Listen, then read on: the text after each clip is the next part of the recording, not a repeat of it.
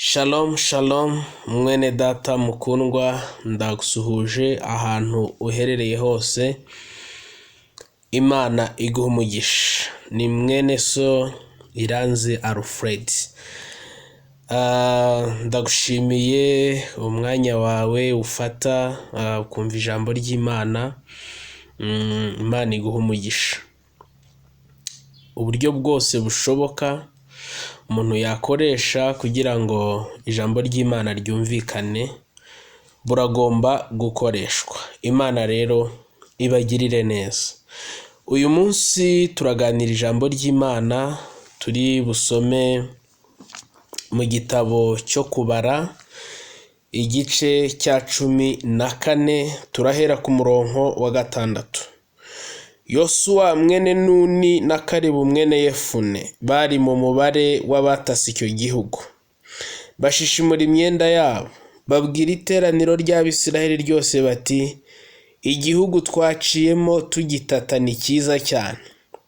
Niba Uwiteka twishimira, azatujyana muri icyo gihugu, akiduhe kandi ari igihugu cy'amata n'ubuki. Icyakora ntimugomere Uwiteka, kandi ntimutinye bene icyo gihugu. Tuzabarya nk'imitsima, ntibagifite ikibakingira, kandi Uwiteka ari mu ruhande rwacu, ntimubatinye. Yesu ashimwe cyane. Uyu munsi ndagira ngo tuganire ijambo rivuga ngo va mu 10 ujye muri 2. Va mu 10 ujye muri 2. Yesu ashimwe cyane.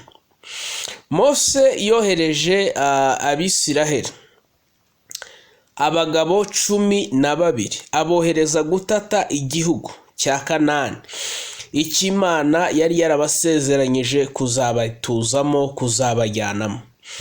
Baragenda bajyayo, ibyo yabatumye, ibimenyetso yabatumye, ibibabi by'inzabibu n'ibindi byose barabifata barabizana. Bagarutse mu iteraniro ry'Abisiraheli kubaha raporo y'icyo babonye ku byo bari batumwe. Abagabo 10 mu bagiye gutata igihugu bose bavuga yuko babonyemwo Abanaki, abagabo barebare cyane, ko bahagararaga imbere yabo bakabona ari nk'inzige, bakabona ari udusimba dutoya. Barisuzugura, mu by'ukuri baratentebuka. Bafashe Abanaki babakompaye n'Imana, Abanaki baba barebare, kubera ko Imana yari muri bo yari ntoya cyane. Ariko hari abandi bagabo 2, haleluya, barebye ubugari bw'Imana. Imana ishimwe. Barebye kure, barengeje amaso ibigaragara, babona Imana. Haleluya. Baravuga ngo iteraniro rimaze guhonga, iteraniro rimaze gushavura, iteraniro rimaze kugira agahinda, iteraniro rimaze kwitotombera Mose, abagabo 2, haleluya, 2, Imana ishimwe, baravuga ngo igihugu twakinyuzemo ni cyiza, n'icy'amata n'ubuki. Ntibahakanye ko babonye abo Banaki, ntibahakanye uburebure bwabo, ariko baravuga ngo mwebwe ntimubatinye. Niba Uwiteka twishimira, haleluya, azatugabiza icyo gihugu. Barababwira ngo gusa ntimugomere Uwiteka. Imana ishimwe. Ntimumugomere, Uwiteka azabatugabiza, nta kibakingira bafite.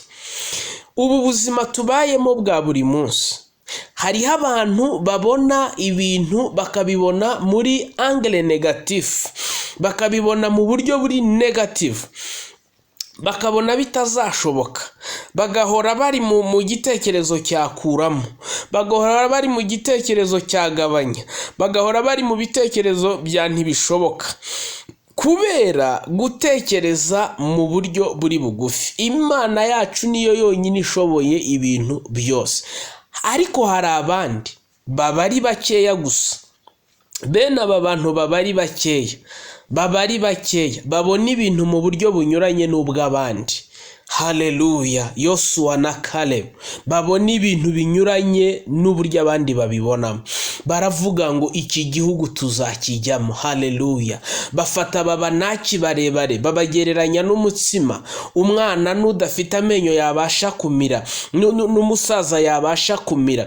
Baravuga ngo nta kibakingira bafite, ariko twebwe dufite Imana. Bafata ubugari bw'Imana barabuzamura, babuzamura imbere y'ikibazo. Bafata uburebure bw'Imana, haleluya, bafata ubunini bw'Imana babuzamura imbere y'ikibazo, babusumbisha ikibazo. Baravuga ngo ntimubatinye, nta kibakingira bafite. Niba Uwiteka twishimira, kiriya gihugu tuzakijyamo. Imana nishimwe. Ndagira ngo ngukomeze, va mu mubare w'abantu babona ibintu nabi, va mu mubare w'abantu baba muri ntibishoboka, ujye mu mubare w'abantu babirashoboka.